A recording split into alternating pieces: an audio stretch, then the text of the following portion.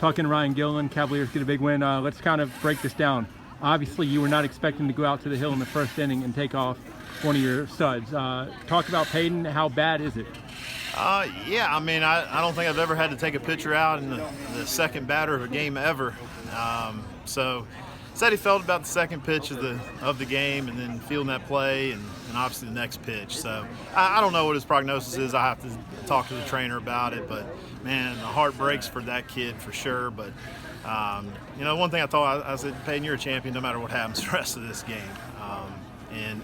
Someone's going to step up for us right here and get it done. And Brecken did, but before we talk about that, how much does this really mess with the pitching for maybe Friday/Saturday? Yeah, I mean, we have a deep staff, right. So I mean, obviously it wasn't as we planned it, but you got to go one game at a time, and I know the pitching rules and all that stuff affect it, but we do have a deep pitching staff, and we have a lot of guys ready to go here at the end of the week. Brecken, I thought was a stud. I'll tell you what, that kid, man, he's come a long ways athletically and every aspect of his game over the course of the year, and couldn't be more proud of him and coming into that situation, not expecting to pitch at all. He probably would have been our Friday starter, but that's the way life goes sometimes. That's the way sports goes sometimes. You have to deal with adversity. I'm so proud of our kids for stepping up in that situation, in that adversity, and really picking each other up and really playing for Peyton, and then offensively just really getting the job done for us in that second inning was huge. Yeah. Second inning was huge. What did you see? Yeah, good approaches at the plate. I mean, that was a good arm. We've seen good arms all year, and obviously he's towards the top of the good arms that we've seen. The Seminole District's a really tough district. We always say that. All of our coaches always say that, and it's true.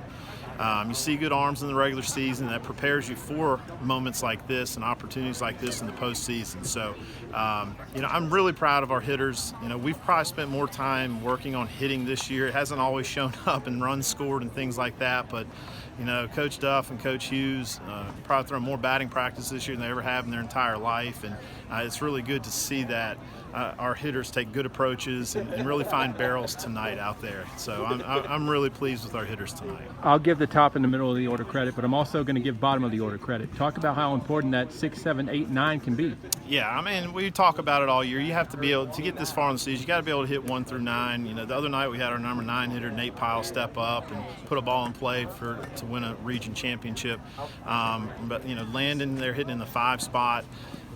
Big bases clearing double for us. Alex had a good bunt for us. I mean, all those guys up, and even Luke coming in and hasn't had that many at bats. He comes in that whatever it was first inning, hits a double. So, I'm happy for Luke in that situation too, because he has an opportunity to be a really good hitter.